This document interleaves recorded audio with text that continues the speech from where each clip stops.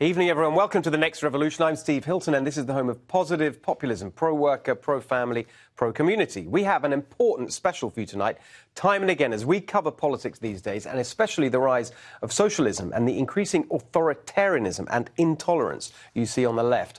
I'm reminded of George Orwell's classic novel 1984, which introduced the world to Big Brother is watching you and many other ideas and expressions that have entered our culture. In fact, our culture in many ways increasingly resembles the dystopian world of 1984, and it's those similarities that we will investigate tonight with some great guests, including for the first time on this show, comedian Adam Carolla. But let's set things up with a question I asked Bret, Easton, Ellis, author of American Psycho, about just how much today's society mirrors 1984. Take a look.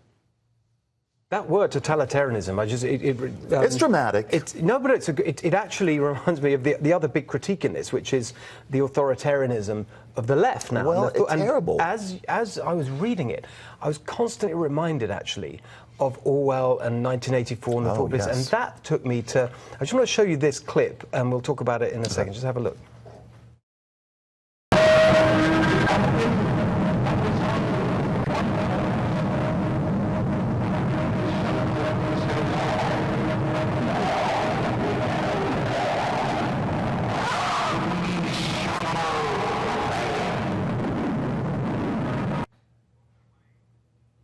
So that's the Apple commercial. I remember that was so iconic. It was all think different, right? Yes, We're against Big Brother, think different.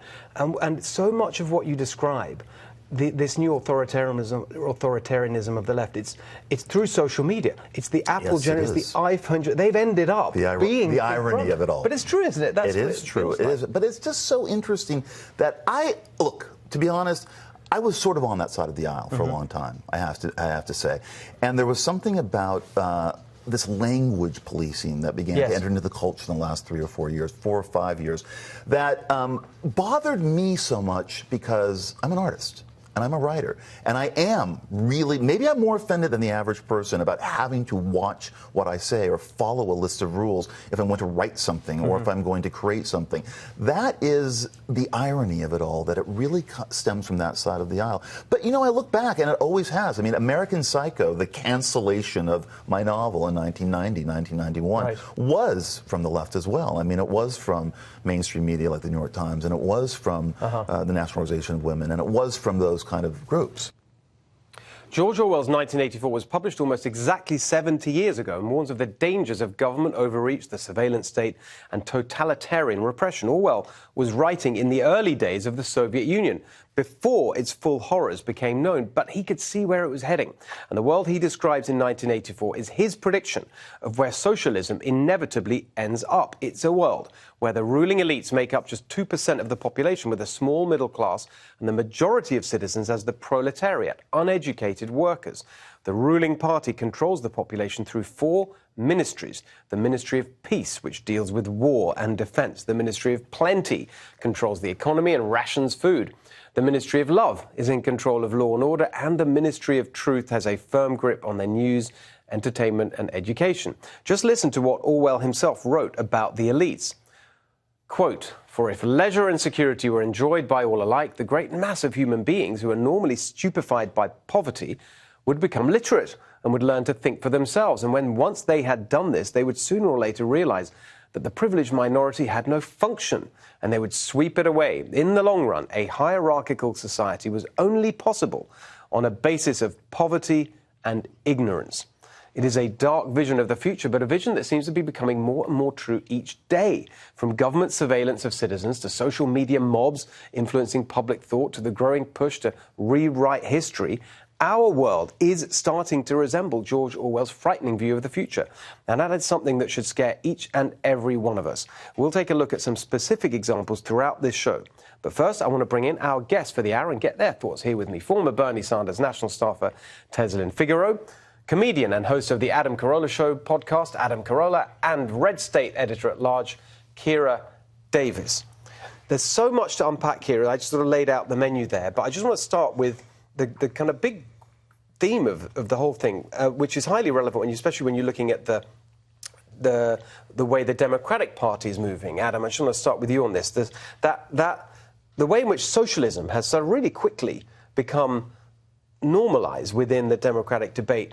Do you think that there's a sense in which it inevitably ends up, when you look at what's happened around the world, it ends up moving in that direction of the totalitarian, authoritarian state that controls people? Wherever it starts, that's where it ends up. Well, you know, if you think about the phrase or the term progressive movement, it says moving progressively. It's never sort of stop and take inventory of where we're going or how fast we're going. It's just move forward. Right. And I always sort of think of it like, when I was a kid, you could smoke cigarettes in an airplane, you could smoke cigarettes anywhere. I remember those days. Yeah. But just take a look at cigarettes as sort of a metaphor. So at some point, somebody said, look, we can't have you smoking in the restaurant, around the kids, with other people who are eating. Why don't we have a smoking section? Right. And people went, oh, okay, and they picked up their plate and their ashtray, and they went, smoking section, over there. And they went, oh, okay. They moved to a smoking section. 10 minutes later, they came to those people again, and they went, we don't want smoking in the restaurant, but if you'd like to go to the bar and smoke, you can go to the bar and smoke. And they went, okay, I'll have a drink at the bar and smoke, and they went to the bar.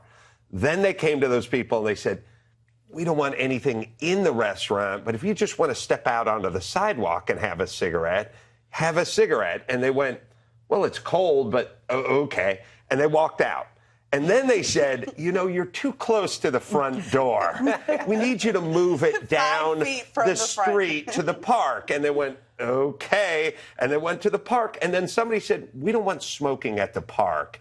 And it's a progressive movement. You think Brilliant. The thought is, let's get the cigarette smoke out of the restaurant. No. That's not the end of the movement. It's a movement that never stops. We're going to keep going after you until you can't smoke in your own apartment because a kid above you is going to get secondhand smoke. They don't stop. And that's the thing. And that's what I've realized. I realized the NRA caught on to this, and they're sitting in the restaurant, and they say, we'd like to outlaw banana clips on AK-47s. And they go, nope.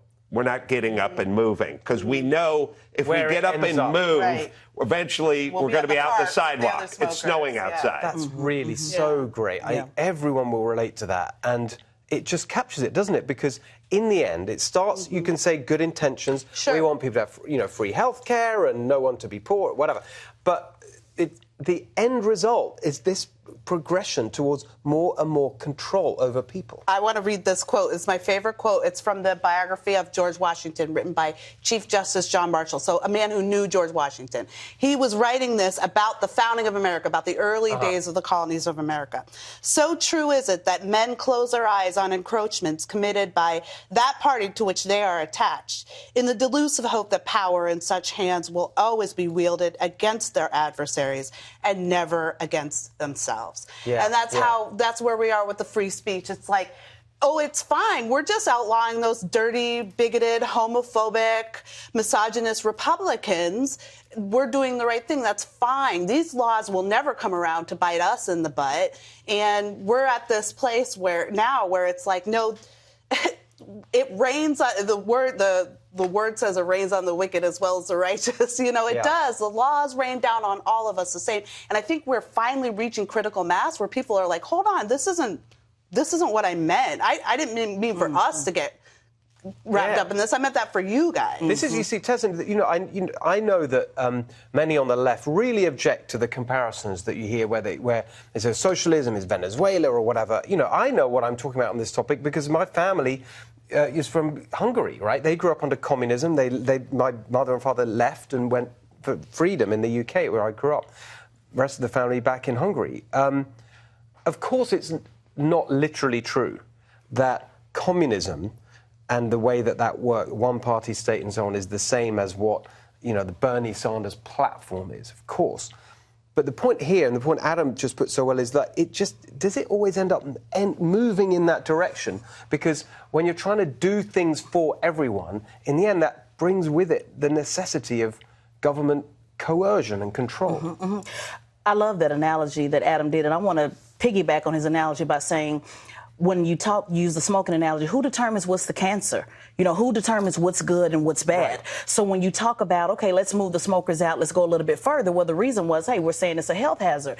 So when we look at free speech, we are literally having people determine what is good and what is bad for people. What is the cancer that gets among us and takes control? And you're absolutely right. When I signed up with Bernie Sanders, it was for that reason, to say that you just can't choose two people or one person as the anointed person at that time, Hillary Clinton, and have no other independent thought. Well, what that has happened with the Sanders movement is now the same people that were saying, listen, we want diverse thought, we want different opinions. Now his followers are now saying, no, it's either his way or the highway. We actually don't want independent thought. We actually don't want to hear anybody else's views but our own. So it just plays back to the analogy that it's never enough. It goes further and further and further and further. No matter what we do, no matter what we say, it's never enough. And I want to specifically point out that this is absolutely going to hurt African Americans at its worst. I've talked about it time and time again. We cannot, me being racial justice director, a former for Bernie Sanders, I believe in justice. And justice means that we take into account both sides of the testimony, that we actually look at things from an objective standpoint. This hang them high, spread them wide, you know, ideology based off of one thing that someone said, like the Me Too movement. Of course, I believe women, but we can't just be in a society to say we believe women no matter what, and we won't take anybody's accounting to it. That is absolutely going to come back and bite black people in the butt. We're going to get to that later in the show, and this whole question of language, because it's really at the heart of it. But before we take a break, a quick reminder, be sure to check out my latest episode of Deep Dive on foxnation.com, where we talked about healthcare. Here's a quick look. Correct me if I'm wrong, but Medicaid is a form of public option. Right, it is. And it doesn't work. We have 74 million people in this country. Why is it a form of public option? Don't say Medicaid works in California. Medicaid works in California. It's called Medi-Cal, first of all. And a third of Californians are now on Medi-Cal. The problem is that docs that treat patients under Medi-Cal are paid 40% below what they get paid for treating private patients. The result is that a lot of docs now won't take Medi-Cal patients. Emergency room use in this country is up.